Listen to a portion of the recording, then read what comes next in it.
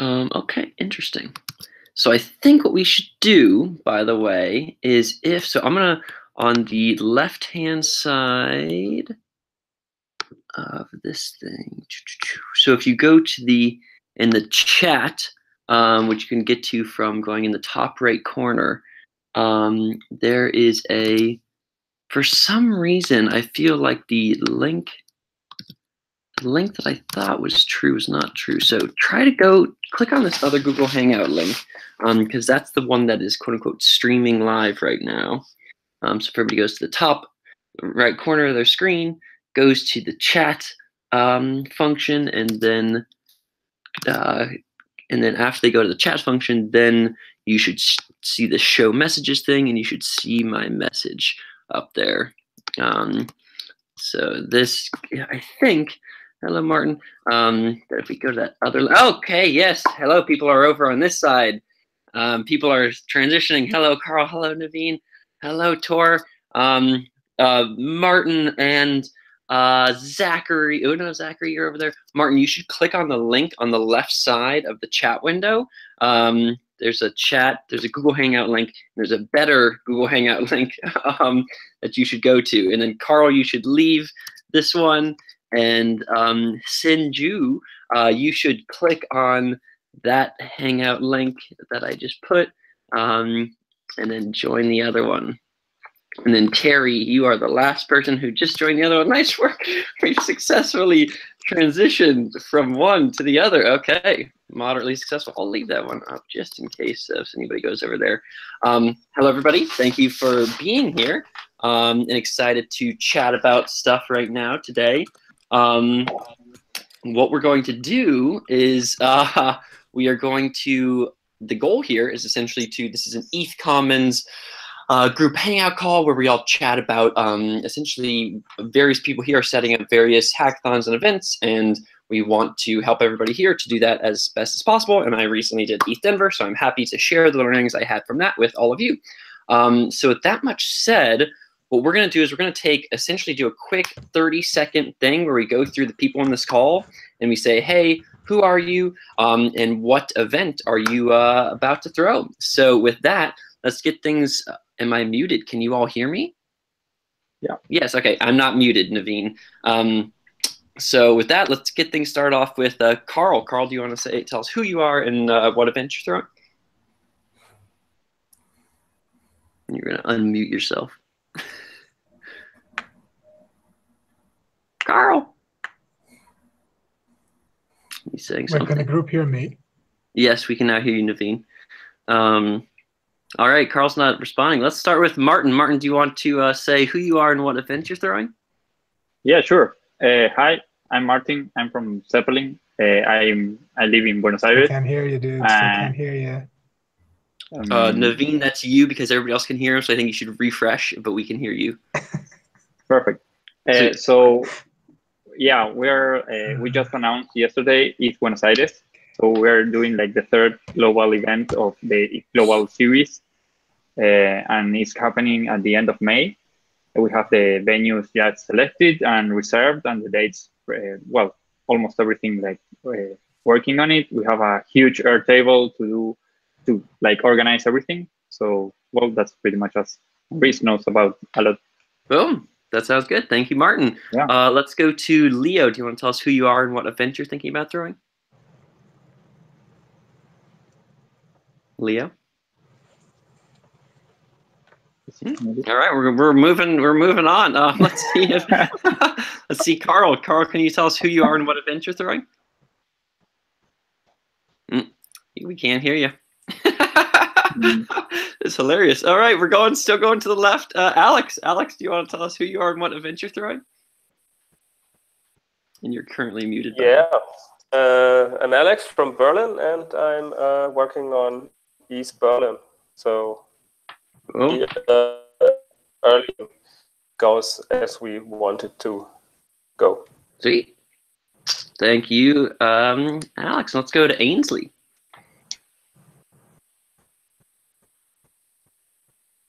Ainsley, if you would like to tell us who you are and what event you're throwing. Nope. Okay, we're moving to the next person. Let's go to Zach. Oh, hello, Ainsley. Yep. Sorry, I had to find which tab this audio is coming from. Hi, I'm Ainsley. I'm from Enigma. I think Tor is here too. And we are just, I don't think we have anything that we're planning to throw right now, but we're trying to do some background research on like good strategies for throwing a successful event. And this sounded like a great resource. So we're looking at throwing some stuff, I think, in the fall, some meetups and hackathons for Enigma. Sweet. Thank you, Ainsley. And we'll count that as Tor's intro as well. Zachary, do you want to tell us? Hello. Hi, I'm Zach. I'm an undergraduate at UC Berkeley. I'm currently the executive director of CalHacks, which is UC Berkeley's flagship hackathon. It's one of the largest, if not the largest, collegiate hackathons in the world. And we're looking to introduce some sort of blockchain aspect to the hackathon, maybe a track. We're not exactly sure yet. We're working with Blockchain at Berkeley, which is also one of the largest blockchain organizations, collegiate organizations in the world. Yeah. Cool. Thank you, Zachary. And then let's go to Naveen. Naveen, can you hear us and can you speak? Yes. Thank you, Reese, for doing this. Hey, this is Naveen from Standard Meta. I'm building a open source alternative to Edgar for crypto. I've seen the marvelous job Reese did with ETH Denver, and here to see if I can do a similar job at ETH India. I'll be moving back to India in a couple of months, so I want to start the community there. Great. That sounds good. Okay, cool. And then finally, Carl, can you try to speak now, Carl? We'll see if we can hear you. No. Well, I know Carl. So Carl is running the CU hackathon in University of Colorado coming up in about a couple weeks in April. And he's also the head of Hack CU, which is a big event up there. So with that, what we're going to do is we're going to, I'm trying to move, by the way, people who are on this other weird hangout where I messed up, Jared and Christian, you guys should go to the link that I just put in the messages on that hackathon, or on that chat, and go to the other hangout. And that will be where we're meeting. Sweet, back to this hangout. So what we're gonna do is, in the chat here, what I just did is I shared with everybody a Trello board and invite. I think most people are on it. And so if you go to that Trello board, different board this time. So I just shared it within the Google Hangouts over here. And if you go and join that, then the way that this call is going to be structured is we're essentially going to put on the backlog a bunch of different things that people want to know about. And then we're going to spend, we're going to then vote on which ones we think are the most important. And then from that, we're going to talk about those things, and hopefully both myself talking, but also all of us talking, to try to get through to essentially crowdsource an agenda together, and then go through that agenda together with like 4 minutes per topic, essentially. So with that, what everybody should do is go to that Trello board, and there's, as you see, there's this backlog, which I just typed some random numbers into.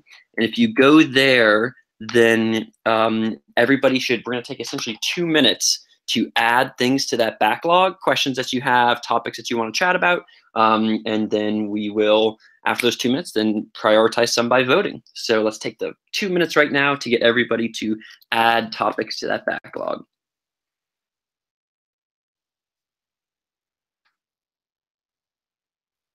Nice work.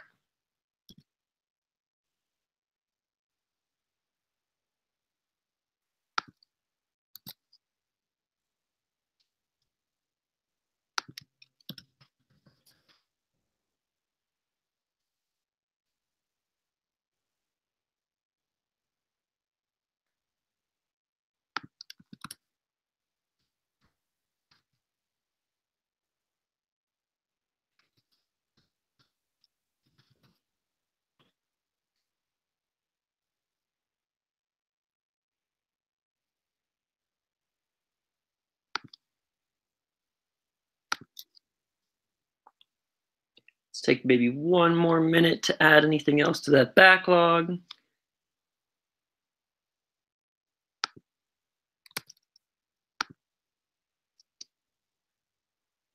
Cool. And your final cards there. And then now what we're going to do is we're going to vote on which ones we want to talk about as a group. So if you press the V button, then that allows you to vote on a given card. So if you look at a given card and then press V on it, and that will allow you to vote. So we're going to we have about 15 cards here. So everybody gets, let's say, 5 or so votes. So scroll through the cards and vote on the ones that you want to talk about. And those are the ones that we will talk about as a group. So spend about a minute to look through the cards and then vote on the ones that you think are most important or that you want to talk about.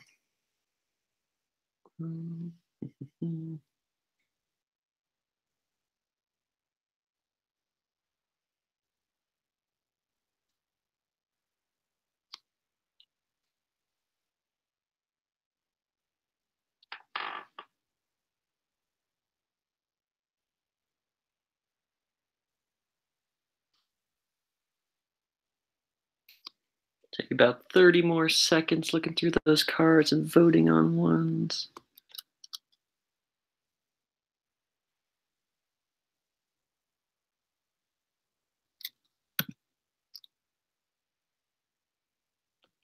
And I'm going to start moving the cards with the most stuff to the top. Okay.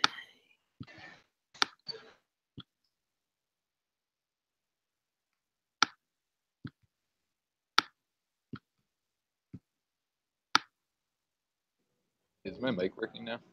Your mic is working now, Carl. It is a successful thing.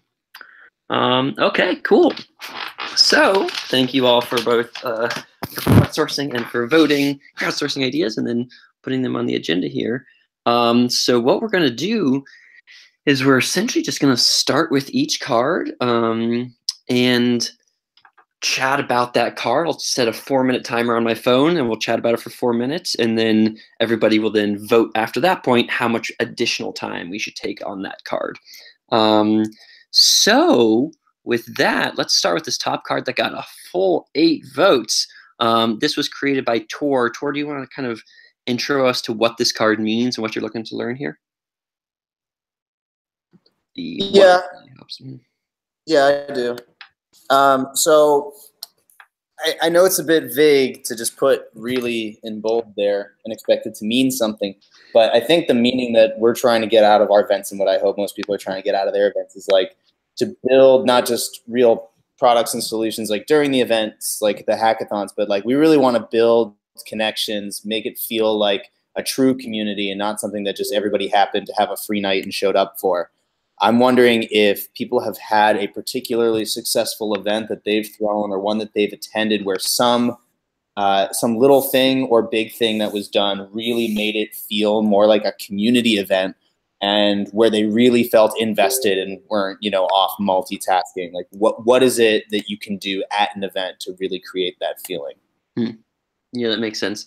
My initial response to this and what we tried to do at ETH Denver was to really just emphasize the like culture and the values. And you're talking about like at the event, but I think it's also important to do the filtering pre the event to say, hey, for us, this meant really emphasizing with both our sponsors and our hackers and our attendees and all those things.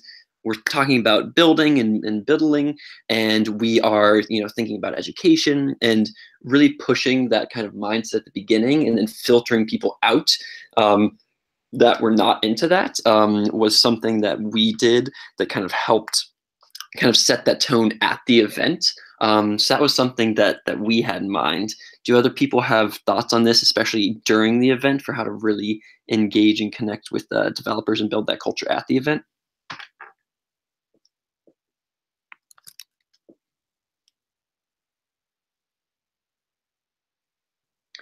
And Tor, does my answer answer your question to some extent or no? It's a start. I mean, I agree with you completely that it's about setting values up front.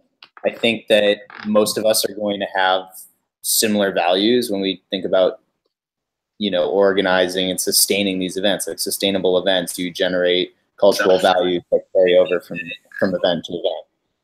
So if anybody has like, maybe just to be as simple as like, what's the best event that you've attended where you feel like that was very successful, and where you've kept in touch with the most people after, where you felt like you were first coming into the community as a part of the community? And then maybe if you feel like you can, try to pinpoint what it was that gave you that feeling of belonging, or gave you that feeling of engagement with the hosting project, or with the host of the event. Mm-hmm.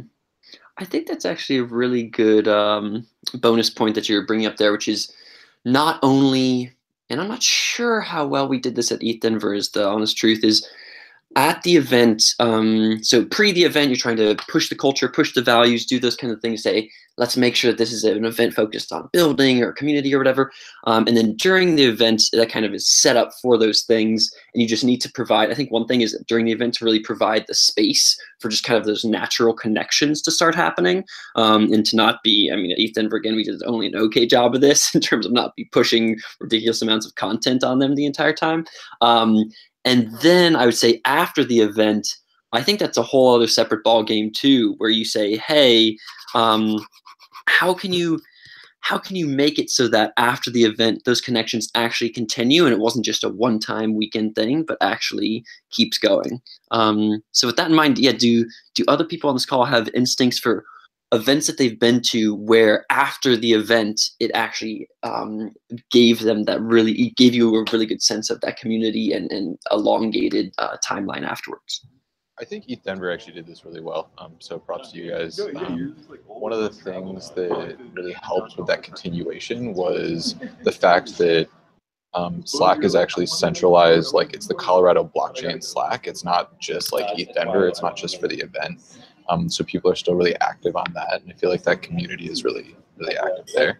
One of the things that we do at HackCU, which I think works really well, is running like meetups for various groups. So we run like a hackathon organizers meetup, where any hackathon organizers that have traveled to the event like meet up and kind of hang out at HackCU for an hour, and maybe we provide like a meal or something. And that's a way to build connections with people from the same background, which I think also works pretty well.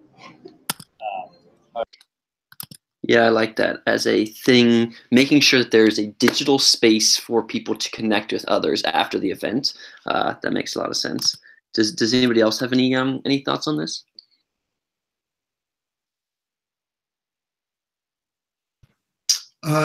Yeah, personally, I agree a lot with what Carl said about having specific meetups. I know a lot of collegiate hackathons do that. What I personally also think is very important is a lot of times at the beginning of the events for CalHacks and for you, Waterloo, and for Hack Davis and whatnot, they'll have something not necessarily related to hacking or building, something that's kind of like fun, like pre to the team ideation and pre to the team meetup. And this kind of allows people to see each other in a non-formal setting. And it allows the hackathon to take on an emphasis that it's not just about hacking. We're not just here to win prizes. Because I think a lot of times people go in with the emphasis of like, I'm here to win, I'm not here to gain community. But I think if you have events that kind of show and allow people to meet each other in a friendlier setting, you kind of set a tone, in my opinion, that really continues into the rest of the hackathon and hopefully post-hackathon. Yeah, I like that. I think that there's something there around, we tried to do this at ETH Denver with, but that goes back to the point of making sure it's not just, hey, you're there and everybody needs to be sitting down watching the content all the time, but like encouraging that co-creation environment, and then also making sure that there's casual things. Like for us, there was like a dinner, like a sponsors dinner beforehand. That was very helpful for people to just get a casual vibe with each other before the actual hackathon began. Okay, so with that, we are going to, in the chat on the right-hand side, we're all going to vote on how much more time we'd like to chat about this topic. So you can say a number between 0 and 4 for how much more additional time you'd like to spend on this. So votes now. So everybody on the chat on the right-hand side, you should be typing a number between 0 and 4 right now.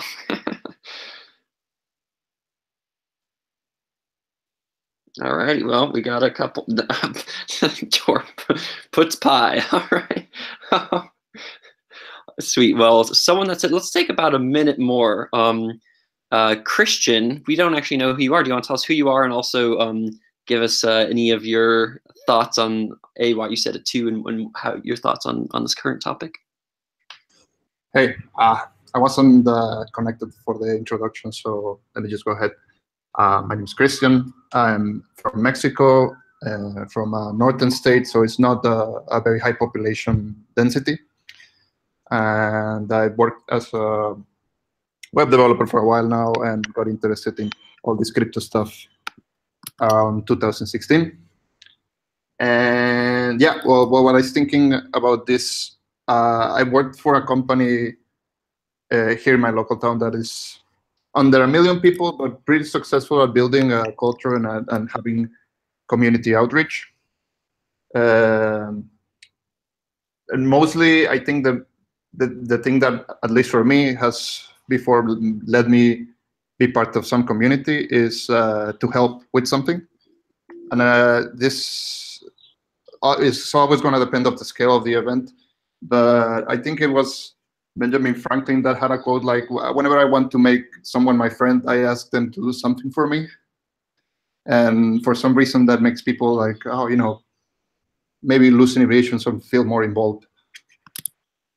Yeah, I think that's very powerful as well too, and that's this co-creation vibe that we really pushed at ETHDenver, where you just ask anybody who should be doing something, you ask them, hey, can you actually help us with this? And that then also creates, I think, that kind of connectedness vibe where everybody's co-creating the event together. It can be as simple as, hey, can anyone help me out with these chairs, stuff like that, and just having staff talk to random attendee in that context, it changes it dramatically.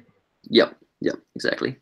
Cool. Well, let's with that, let's move on to the next question here, and interrupt me if you don't want to. But we're going to go to, what do sponsors want or expect? And this is from Alex. Alex, do you want to give a little intro to this?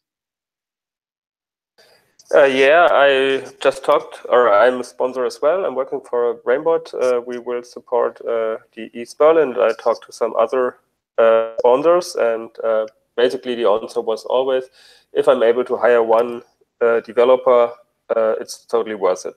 But there are some different opinions in how you can make it even easier for these companies to find developers. For example, well, if you have good candidates already, why not invite them to the hackathon and let them work there and look over their shoulder to figure out who's the right fit or something like this. And maybe there are other good ideas in this group as well to make it more valuable for the sponsors, because when sponsors like the event, it's not a problem to get this event started. Yeah, I think that that's a good starting place, which is, if a sponsor can hire a dev from the event, then that is a win for them. The other things for us at ETHDenver were, if they can get, and this kind of goes into that other one, but if they can if you have bounties, if you take a percentage of their sponsorship and put it towards bounties or sponsor prizes, that's also something that they want, which is essentially seeing, what is it like for developers to build on top of their APIs? What is it like for, and for us, we had experimental ones around storytelling bounties and like governance bounties and whatever. But what are essentially getting people, incentivizing people to build on top of their stuff was something that sponsors really wanted. I also think that various sponsors also wanted various like speaking times. So this depends on the sponsor. Some of them are all about the building side, but some of them, especially when you're more new to the ecosystem, like Solarius, for example, they just want to say, hey, this is going to be our coming out at ETHDenver, and so we want to make sure we have a big kind of speaking slot at the event to do that. I would say that those were the biggest ones. We're building on top of stuff with sponsor bounties, and then also having a speaking time in front of the people that were there. Do other people have thoughts, or anybody who's part of a company? What would you want from a hackathon that you sponsor? Wait, sorry, real quickly, can you elaborate a little bit more on what you mean by sponsor bounties? Are these just like communal pools going towards a prize? Are these specific to a certain API that someone's building off of? Can you just elaborate a little bit more? Thank you. Yep. So the idea is, so for example, Martin from Zeppelin was at ETHDenver, and they sponsored ETHDenver, and they sponsored it for a certain amount. Let's call it like $10,000. I don't actually remember what it was.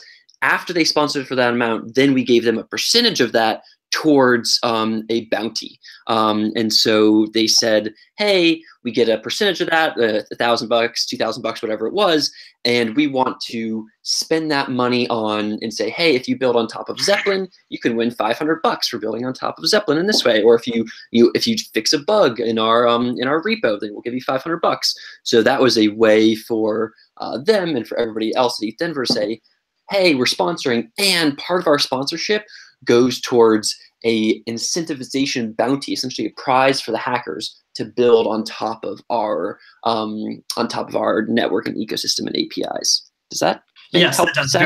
That's very clear. Thank you so much. Yeah, that makes a lot of sense. No, yeah, I was just going to add that exactly we decided how much I remember you asked us the criteria for judging. So basically we decided on giving 3 bounties, and we decided, for example, one was the best contribution of Open Zeppelin.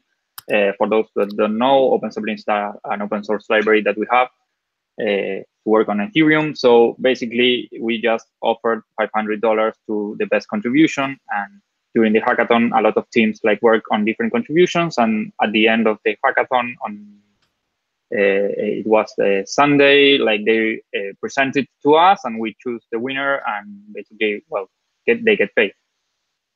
Yep, exactly. And you can see I just posted it in the chat Slack on the side, the ETH Denver dev post and then the ETH Waterloo dev post, and on those you can see you can see examples of what these sponsor prizes look like. So that's that. And with that, let's vote on how much more time we'd like to chat about what sponsors want at the event. So everybody on the right-hand side, type in your little thing. Wow.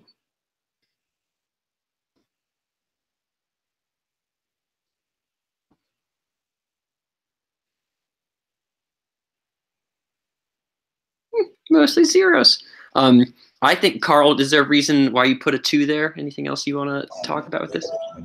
Yeah, I just think that this is a really important topic in terms of running an event and making sure your sponsors are happy, especially looking not this year but years down the line, trying to build a committed sponsor base. So I just think this is an important topic and something that we're thinking about a lot at the CU Blockchain Hackathon, especially because we're doing it so quickly. I guess we're kind of rushing it. We want to get it done because we think that it's important to have one this year, but it is a little bit nerve-wracking to be doing it in such a rushed fashion. So trying to make sure that our sponsors are happy. Yeah, that's the reason why I put it as a 2 as well, which is that it's just it's very important because you need the money to throw the event. And so essentially in many ways, they are your most important people. It's like, hey, sponsors, whatever you want, that's how we can make it happen. So I do think it's important to put emphasis on it and to make sure that they're happy. And the ways to do that are primarily by asking them what they want and then trying to make that happen. How did you guys do outreach? And what did your for Hack CU, we make a sponsorship packet, but I can see that being kind of customized for crypto hackathons. So how did you guys kind of put that together? Yeah, so so you can see, and I can post these, but there's essentially we have a sponsor book, and that sponsor book essentially says what we're all about, what our values are about, and then gives the different sponsorship tiers and what you get at each of those sponsorship tiers. And then in addition to that, you have you essentially just go through your networks and you say, yo, who do you know who would be interested in this? You hit up all the people, and then you see if they're interested. So pretty much sponsor book plus network and hit them up. Okay. Sorry. Can I just dip in there really quickly? I also think one thing we didn't really touch on that I think is really important for sponsors coming back is during the event, keeping them happy. Can you just really, really briefly just talk about what you did during the event that you felt helped with them? Did you bring them snacks? Did you, whatever? That's a good question. So first, at a high level, I think that at ETH Denver, one of the worst things that we did at the event was setting expectations around what was going to happen with the prizes at the end. We had we were giving out 7 ETH Denver general prizes, and then we are also giving out like 20 to 30 different sponsor prizes. And we tried to do this all in the closing ceremony, and there just wasn't enough time. And so that was a disappointment for many of the sponsors, because they're like, yo, these people that we love just built this awesome thing on top of our thing, and they didn't get celebrated at all on stage or whatever. So that was an issue that we had, primarily because we had too many sponsors. So don't do that, I guess, is what I would say. The second thing is, if you, in terms of making them happy, it's primarily just making sure you get good both FaceTime with them beforehand, setting up 30-minute meetings, saying, what are you looking for, what do you want, and then making sure that they get that, whether it's the bounty side or the speaking side. And then during the event, I think it's just checking in with them, going to each of the sponsor booths and saying, hey, is everything going okay? What do you want? Is there anything that we can do to help? And then in terms of them coming back next year, yeah, I think it's just really being open to feedback. And then also part of it also, at least for ETH Denver, is a little bit of the sponsors are there, going back to that initial metric of did they hire someone? A lot of the sponsors are there for all of the hackers, so making sure all the hackers have a high net promoter score and whatever, that they had a really good time is the other thing I'd say. Martin, do you have another thought? Yeah, I think something that you did great, I'm not sure it was you, but someone from your team, was that, well, Zeppelin is based in Buenos Aires, so we didn't have any contacts really in Denver. So you facilitated us like the service providers that will print the T-shirts or stickers or everything. So that's something that we are having like taken into account here in Buenos Aires, like to help every sponsor to be able to have the merchandise ready for the event. And even I thought that you did for other sponsors, that you received the merchandising, like the swag for them in the place, like in the event, so they didn't have to worry about the logistics about it. I think that was awesome. I mean, for us coming from another continent, it was like really helpful.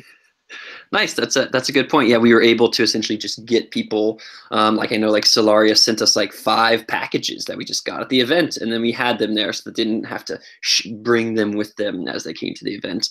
I think that's a good point. And all of this came, there's a bunch of emergent properties. Once for us, we initially just said, hey, before we really push for hackers and push for a macro net promoter score, we just whatever we need to do to make the sponsors happy, we're going to do that. And if that's them, telling us to, hey, we want to do this, ship stuff to the event, then we say, yes, we can do that. Cool. Well, that's good. With that, let's move on to the next card here, which is, yeah, internal teams setting up for the event. Martin, do you want to kind of intro us to this card?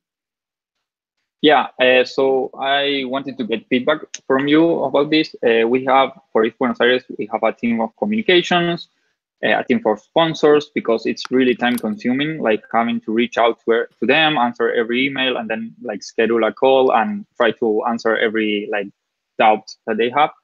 And on the other hand, we have like an operations team that is like talking to the venue, making sure like the food is there, like the technical stuff is ready and everything. And I wanted to see like if you were thinking about if you had any other team in Denver, and which I know, like share some light on this. Yeah. So at a high level, all of this is scoped to depending how big your hackathon is. So if you have a really, really big hackathon, you're going to need more of a team. And if you have a smaller hackathon, you're going to need a smaller team. For us, and the other thing to note here is that we had this guy, John Paller, who was one of my co-stewards, was the main kind of person getting all the various teams set up. And so the most crucial thing for us was we had someone who had run a big event before. This guy Justin, who was a really good dude, and he helped us with all the things from the merchandise to the Wi-Fi to like all these random little things. He knew how to do all of them. So that was a crucial person. Was essentially an intense logistics events person. We also had John, who was the person who kind of knew all the things that were happening, and then was also the sponsor lead. So he was the sponsor lead. I was kind of the community lead and the kind of content lead. So what that meant is John and I would all often I would talk with someone about content and then send them over for sponsorship if they were interested, or he would talk to them about sponsorship and they would he'd send them to me for talk about content.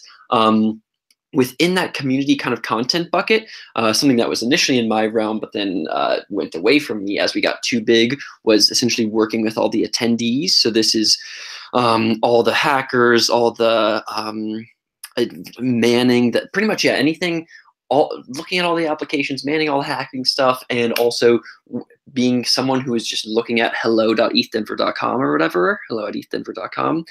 That was another crucial thing. So I'd say those were our, and I guess the final one that we had was like a social media kind of website person that was updating various things on the website, working with people on social media, etc.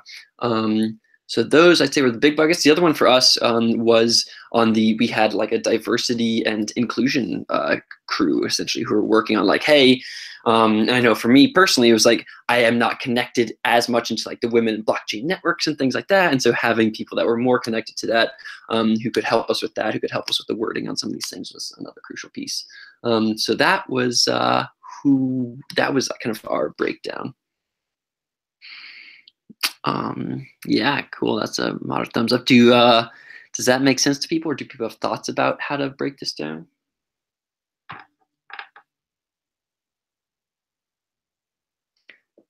The other thing that I'd say is it's just the most crucial thing was the sponsors on one side, and then connecting that with the actual like content at the event. That was the most often back and forth that would happen. And then that whole thing is pretty much totally separate from the actual hacker attendee side. Those are kind of two really big buckets. And both of those things are also pretty much totally separate from the actual logistics. There's so many random other logistics like food and stuff that also happen. And the final thing I'd say is during the event, it's also really important for us. We had essentially stewards of different things. So someone was a press steward, someone was the VIP steward, someone was a content steward or whatever. And so that happens during the event. Whatever you were doing beforehand, you're likely to do something similar to that during the event, but it's really nice for people to have a go-to person to say, oh, I want to ask about content. I know who to talk to. That's going to be Reese at the event. And so I go and I talk to him. That was another helpful thing to happen during the event. So with that, let's put some votes on the side for how much more time we want to talk about this.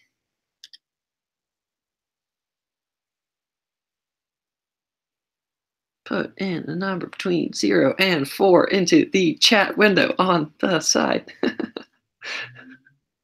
No one has voted. There we go. Thank you, Leo. Tor continues his mathematical side. Okay. We are going with 0. Let's move on. Best practices for recording talks and panels. Carl, do you want to give us an intro to this card? Yeah, so one of the things that we've had requested, we have a lot of people come in and talk to our blockchain club, and we kind of just leave those conversations as the club itself, but we're increasingly getting more requests to like live stream and record those speakers as they come in. And so both for like during the event, we're planning on having workshops and panels, and then also just after the event for any events you guys are running, what's the best way to kind of record and stream those things? Is it YouTube? Is it some other service? What did you guys use? Yeah. Alex, you said you could help with this. Alex, what are your thoughts on this? Yeah, I would prefer YouTube because Facebook really sucks in the long run. You cannot do anything with the videos you uploaded there. So yeah, all the other services take money. Maybe you could speak to LivePeer. They are Ethereum-based or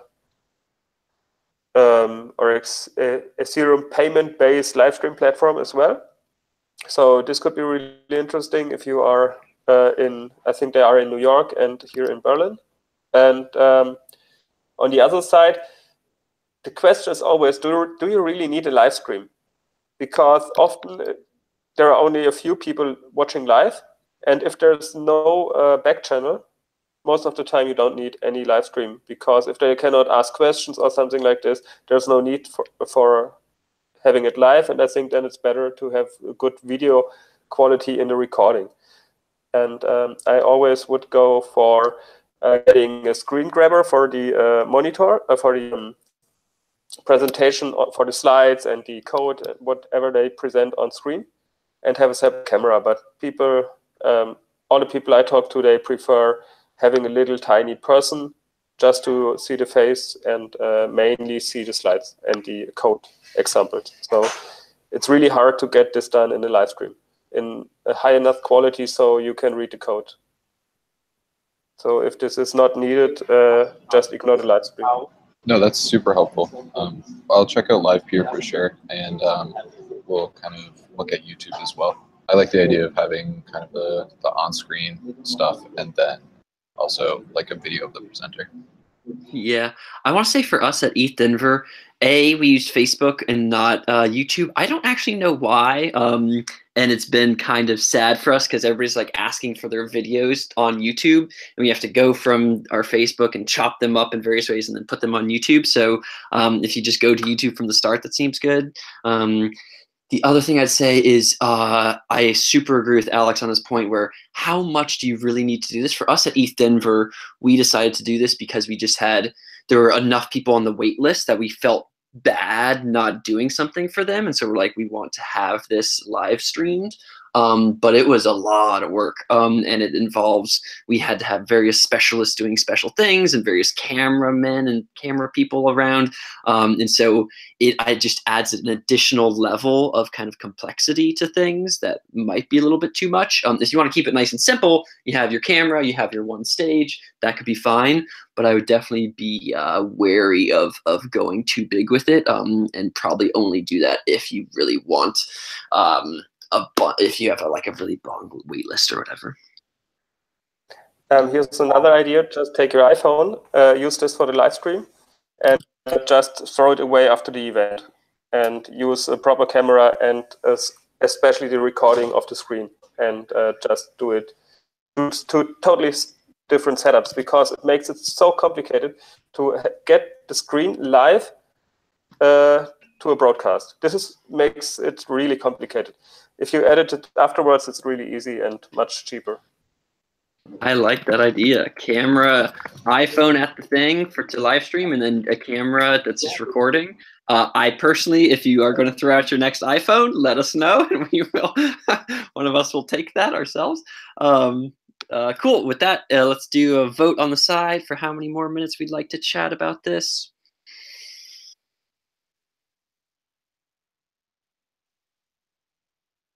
Alrighty, we are moving on. So with that, so we have about 14 minutes left in this call. There are a bunch of 3 voters here. If anybody wants to vote on one of these specific 3 vote ones, then that might be, actually we can just move through them relatively quickly. So let's try that. So this next one is from Leo about how to make sure people show to events on Meetup and making sure no shows don't take up the limited space. Leo, do you want to talk a little bit about this? Yeah, so a little bit about me first. I'm part of Crypto NYC, which is a community organization based in New York that's also a co-working space. And so the reason why I put this question up is because we have some weekly recurring events that happen in our space, and it's a 12-person office within a WeWork, so it's really not that big, and that's why it's been a challenge sometimes with no shows. Since the venue is pretty small, it's hard to fit everyone in, and if a lot of people don't show up, then we have people who are on the wait list and people who want to get in but can't get in. And one thing we thought of doing was like charging them a small fee, so like $10, and then giving it back to them. But then those online payment methods would take a commission, so that becomes kind of challenging. Like we won't be able to give them back the full amount. And then another solution might just be like charging $5, which is just a minimum fee to minimize that. So I'm wondering what everyone's thoughts are on that. Yeah, I think it's a good question, and is a little bit, it's not directly connected to throwing big events, but it's connected to throwing smaller events over time at a meetup kind of thing. I think for us with ETH Denver, or with the Colorado blockchain ecosystem, we've definitely had these thoughts as well, because we have the same issues that you talk about. What we've tried generally is what we found to be the most effective is the second of your two options there, which is charge a little bit for it, and then probably don't give it back, but then just use that money to go towards community good stuff later, whether that is paying for a little bit of time for the meetup organizer, or putting that money later for a bigger hackathon, or spending it on pizza or whatever. That is pretty much what we have found is the most effective, especially if you have a very small space like that. All right. Anybody else have thoughts on this for meetups especially? Sure. Well, you could always overbook and try to figure out how many people actually come. In my experience, the ratio is like you get half of the people that sign up, something like that. And there's also, I haven't used it myself, but there's a project called Block Party, which basically takes care of this problem, or attempts to, where people stake a nominal ETH fee and they can get it back if their attendance was confirmed. Yeah. Cool. That sounds interesting. I'll put a link to that. Zachary, were you going to say something as well? Oh, no, sorry. I was just going to say overbooking with a wait list is how, we've seen it done. Yeah. Cool. We're going to start zooming through cards here in our final little bit of time, so we don't even get to vote now. Let's talk about how to maintain relationships with devs and participants after the hackathon. Ainsley, do you want to talk a little bit about this? Sure. I don't think it needs too much explanation, but I think that one of the things that we're interested in is using these types of events as a way to bring people into the development community on the protocol and start, using it for their applications moving forward after an initial exposure. And just wondering what people have done to kind of help that happen. Yeah, so one thing that we did at ETH Denver was part of our sponsor book was to essentially connect sponsors, to give sponsors the hackers' emails after the event. And so that has been a good way for people to say like, oh man, I really like that thing. I want to like connect with them. That has been powerful that was powerful for us at ETH Denver. And beyond that, I think that the other thing that we tried to do, but again, I don't think we did that good at, it was when you think about the event and you say, okay, ETH Denver is going to be February 16th through 18th. And then for me, that means I'm done February 18th. That's the wrong mindset. The mindset is ETH Denver is February 16th through 18th. And I will be working on ETH Denver things at least until the end of February to make sure people are connected. So I think that's the other key thing, is just thinking about the event ending like 2 weeks or like a month afterwards for all the various to-dos at that point. Those are the two things that we did at ETH Denver. Do others have thoughts on this? Can I ask a quick follow-up question on that? Yeah. Do you have any sense of like what type of structure the sponsors use for following up? Like, did they, how did they then reach out to people? Is just like an email list? Like, good question. So the ones that I know of, so there's definitely the ones who followed up with people who won their bounties, who won their prizes. That's one thing. The second is just people who followed up with projects who didn't win their prizes, but presented to the team.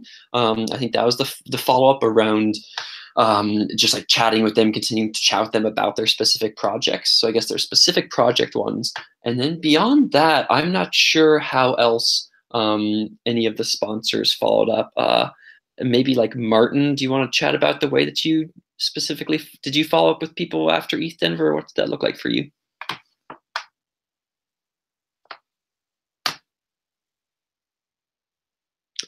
Or not, that's cool too. Anybody else who has been a sponsor of a hackathon want to talk about how they followed up with people after the event?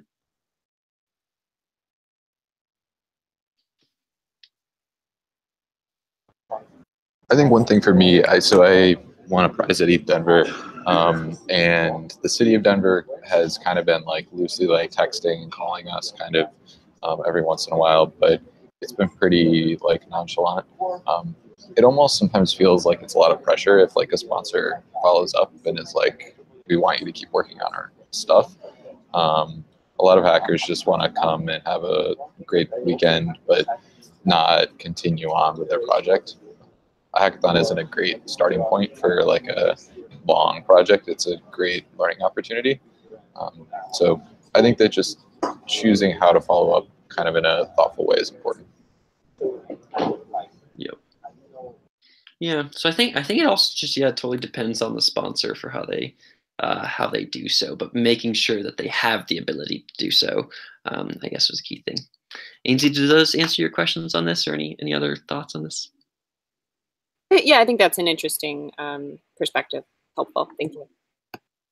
Cool. We're going to the next one. Mentors in the crowd from Naveen, who's gone. I think his point here, in something I know that we've received for ETHDenver feedback, was how to make it so that for all the hackers there that they could reach out to various mentors and make that happen. I know at ETH Waterloo, a thing that they did was got a bunch of the mentors together and then gave them like a little 30-minute hey, here's what you should do. Go up to projects, offer your help, just be excited by what they're doing, that kind of thing. And we didn't do that at ETHDenver, which I think we should have. I did do an @channel during the event that said hey, a bunch of various sponsors or VIPs or mentors, you guys should take some hour in the next 4 hours. You should just do a walk around and ask the people around you what they're working on, if they need any help, that kind of thing. So yeah, I think what ETH Waterloo did, which is better, which is to actually do a little mentor prep beforehand, and then what we did was fine, which was essentially kind of @channel to the various mentors to have them do things. Yeah, does anybody have an experience with that, either at ETHDenver or something else, or how easy was it to find mentors in the crowd? I personally, I haven't been to ETHDenver, but I personally feel like the most effective method for connecting mentors with attendees, especially at large events, is a mentor queue. Waterloo did this, Davis has done this, CalHacks, we do this every year. MIT, their hackathon has open software to do this, open source software. So if you want to just go find their repo, I can go look it up. CalHacks is also building open source software for this, but a mentor queue, because in my opinion, I've had mentors before who are just a little bit overbearing, and you want to give the hackers the space to build, and they don't want to feel pressured at all. So it's kind of their call when they feel they need a mentor, and the mentor queue is in my opinion, the easiest way to do this. That's just my 2 cents. What is a mentor queue? So essentially a mentor queue is just, if you have your event, I assume you'll have some sort of live site, which will just be updates on the scheduling, whatever. And then baked into that live site could just be a button where it's literally just hey, I need a mentor. And you would fill out your team location, which would be your table number, along with what platform you're building, what kind of mentor you would need. Is it a hardware hack? Maybe even how long you would need that mentor for, which is kind of hard to gauge. And then it'll give you an approximate wait time for the next mentor with that specialty. Yeah. That seems like a good thing. Yeah, it's incredibly effective. Nice, and it looks like Carl. Did you just drop that link in there, Carl? For yeah, that I think that's the Hack MIT one. Yeah, sweet. But we use that as well at HackCU, and it works really well. Boom, do that. Sweet, thank you. Let's move on to how to find the right attendees. And we're going to spend maybe 1 minute or 2 minutes on this, and then do a quick little retro, and then call it good. So, how to find the right attendees? This is a question from Alex. Alex, do you want to give any more background on this? Yeah, I already heard that. For example, ETHDenver had 1,500 people who wanted to go there, and only had 500 slots for people there. And I wanted to know. How do you screen the applications? How did you figure out what is the process? I think 1,500 applications is a lot of work. Yeah. So, and just a note on those numbers, we probably had, well, it depends on how you count. Yeah, there were pretty much, we accepted about 8 800 hackers is the 800 to 1,000 hackers is how many we totally accepted. So the situation that we had was you screen people with your event website, where we didn't say the word conference there, we said the word hackathon, we said build-a-thon, we said whatever. Start with your website. Then when you actually force the people to click apply, make it maybe like longer or more effort than it should be, to make it so that you're like, hey, are you actually excited by this thing? And then when you actually do the questions, make some of the questions things that can kind of filter out some of the like ICO crowd or whatever. You say, hey, what do you want to do here? Like, are you interested? And if they like check all the boxes, say like networking, shill ICOs, whatever, then that's an easy way for you to kind of filter them out. And then also like, what are you interested in? So those kind of questions were good. And then finally for us, when we actually did it, we pretty much just mostly we parallelized the work internally, where we just had like 4 different people each spend a good amount of time scrolling through people, looking at them, putting and saying, hey, does this person feel like they're gonna be a good builder? Essentially, do they align with your values, whatever your values are? For us, that was building, education, and community. And we said, hey, does this feel correct? Or are they more like the intense investor side? And if so, we just we accepted them or didn't accept them. And then finally, for us, the other thing that we did is we just accepted more. If you try to push earlier in the event, that's also powerful. So for us, we were able to say, we said yes to probably 80% of the people that applied at the beginning, and no to probably 80% of the people that applied at the end. So that was pretty much our process. Does that help, Alex? Does that answer your question? Yeah, it already helped, and I get some more ideas from it. Good. That's good. Anybody else have any thoughts on this one? Okay, so what we're going to do now is, for everybody who's on the call, so we're done. Woo, thank you, everybody, for being here.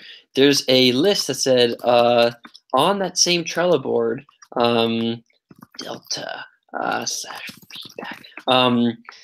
There's a list that says good, and there's a list that says Delta /feedback. And what I would love is for everybody to write down quickly one thing that they thought was good about the call, and then one thing about the call that they think should be worked on for next time, because I do some of these calls and I'd love to get better at them. So yeah, do you guys want to put your good and your bad on that little list? So let's take, if you have the time, let's take 2 minutes to do that right now. And again, you should give me brutal feedback. I want the honesty rather than the chillness. So let's take a little bit of time for that.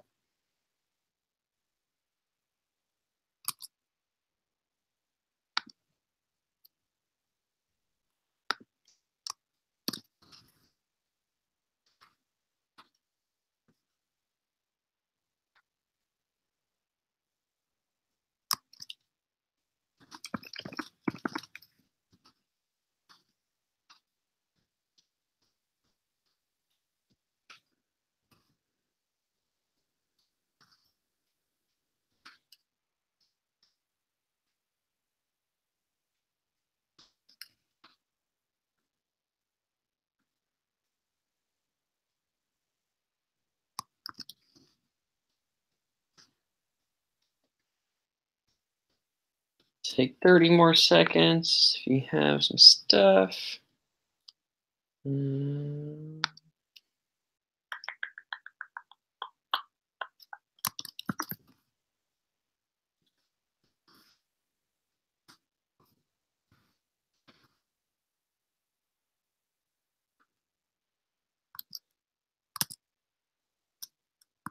Okay, so woohoo! Thank you all for coming.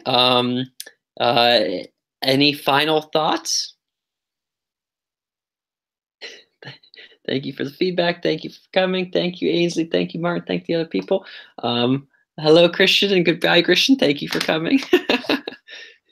Thank you, Rhys. Yeah. Thanks for doing this. See ya. Yeah, I hope it was helpful. Thank you. And Alex, the final one. Thank you for coming, Alex. Cool. Thank you for organizing this. Yeah, it was helpful. And hope to see you at East Berlin. I See hope ya. you're there. Okay, bye. Bye.